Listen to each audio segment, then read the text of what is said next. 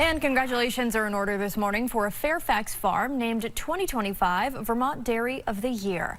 The honor, awarded by UVM Extension and the Vermont Dairy Industry Association, goes to 4 Girls Dairy. It was chosen for its overall excellence in the field, including quality milk production, pasture crop and herd management, as well as environmental sustainability. Now, in 2008, owner Peter Rainville was handed tragedy after a barn fire killed more than half of his herd.